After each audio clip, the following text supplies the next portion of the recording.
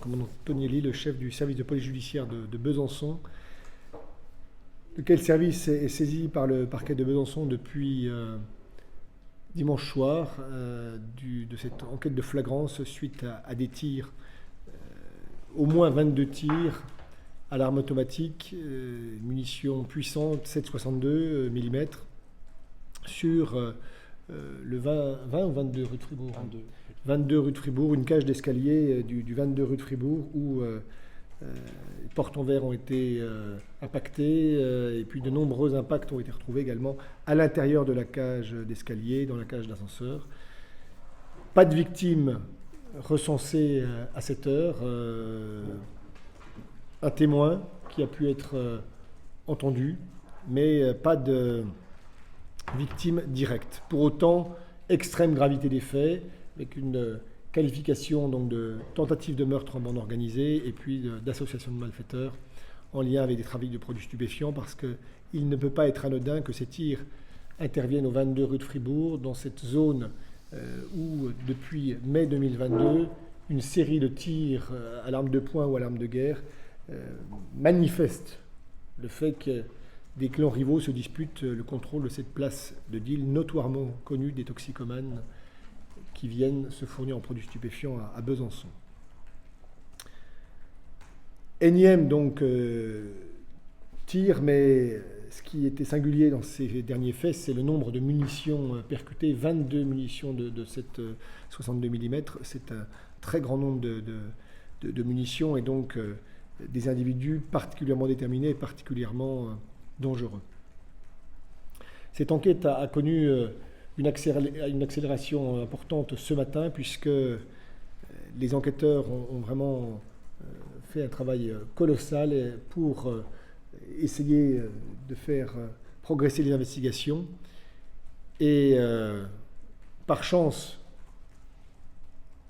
les enquêteurs avaient pu identifier, enfin par chance, ils font leur travail avant tout, mais ont pu identifier le véhicule qui a été utilisé par a priori 3 malfaiteurs pour venir sur les lieux, grâce à l'exploitation de la vidéo protection de la ville. Et par chance, là, cette fois, ce sont les gendarmes de Poligny qui, en faction, alors qu'ils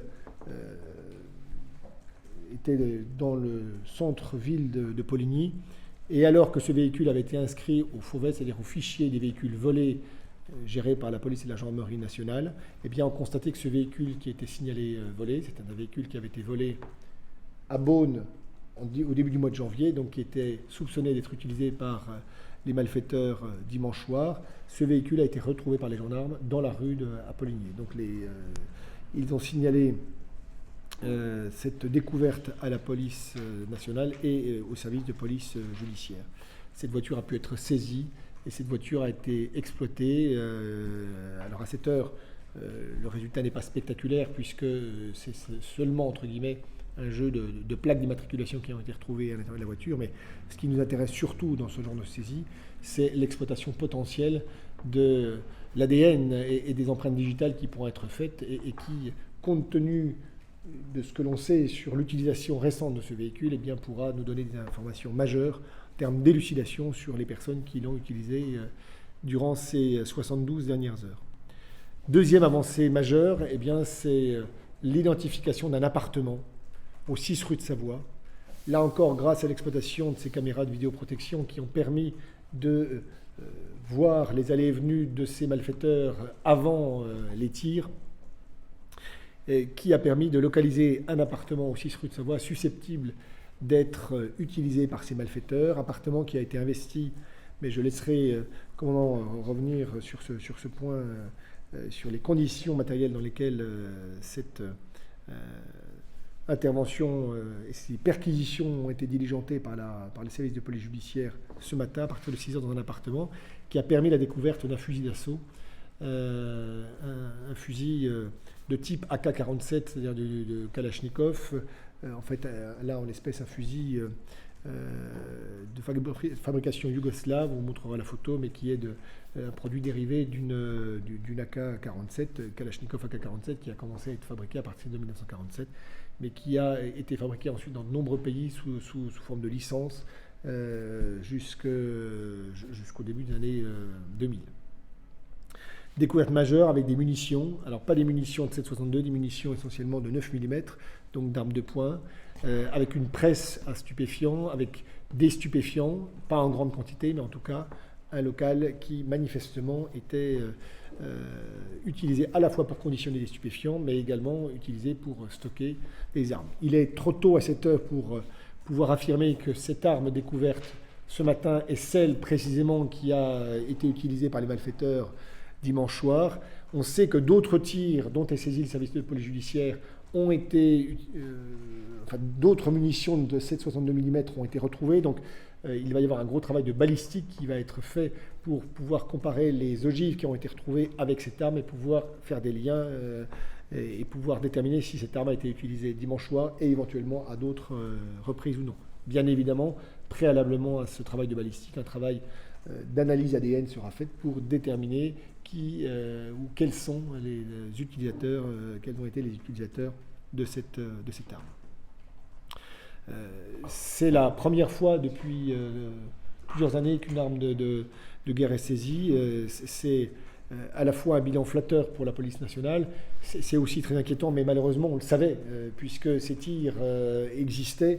On savait que des armes de guerre étaient en circulation, donc c'est une réelle satisfaction de pouvoir avoir saisi ces armes. Ce matin, en tout cas, de grandes précautions avaient été prises parce qu'on voulait évidemment protéger les policiers, on voulait protéger aussi les autres habitants de l'immeuble.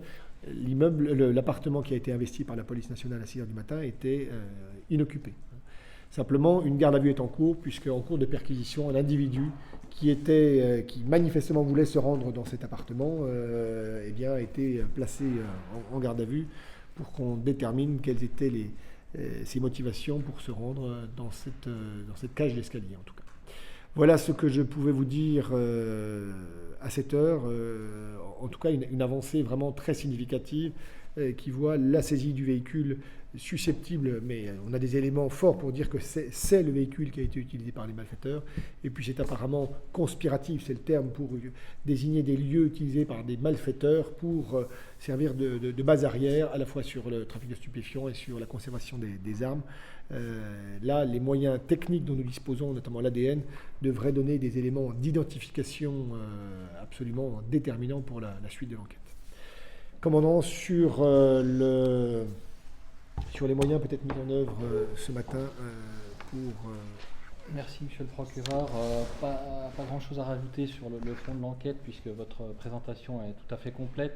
Juste vous dire que ce matin, le service de police judiciaire de Besançon, au regard de la dangerosité supposée des malfaiteurs qui risquaient de se trouver à l'intérieur de cet appartement et de leur possession quasi certaine de fusils d'assaut, comme celui qu'on a retrouvé ce matin, ont été assistés, mes services ont été assistés par la force d'intervention spécifique du RAID de Strasbourg, qui a donc fait son travail. C'est des policiers, vous le savez, qui sont formés à ce genre d'intervention et qui nous ont permis non seulement d'agir discrètement, mais en toute sécurité, non seulement, comme vous l'a dit monsieur le procureur, pour les policiers de la police judiciaire, mais également pour les habitants du quartier de Planoise qui demeurent à proximité de cet appartement qui était préalablement ciblé.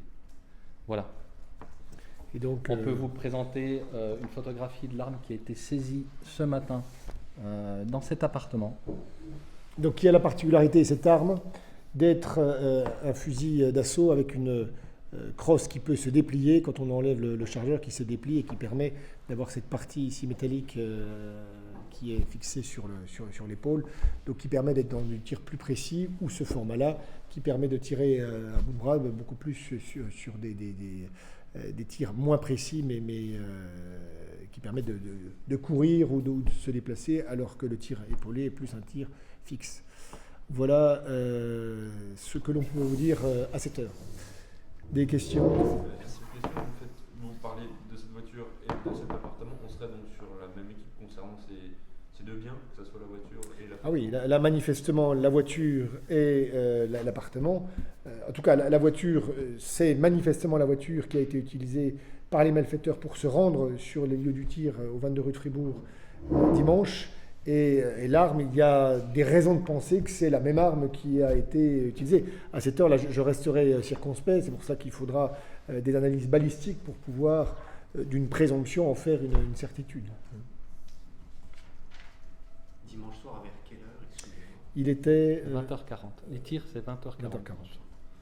L'individu interpellé est un garçon qui est Personne d'origine stéphanoise, âgée de 41 ans et très défavorablement connu, très défavorablement connu, 25 condamnations, notamment pour des faits de trafic de produits stupéfiants et de proxénétisme. Mais jamais condamné à Besançon, mais avec un très gros casier judiciaire. Voilà ce qui pouvait être dit à cette heure. Merci à vous. Merci.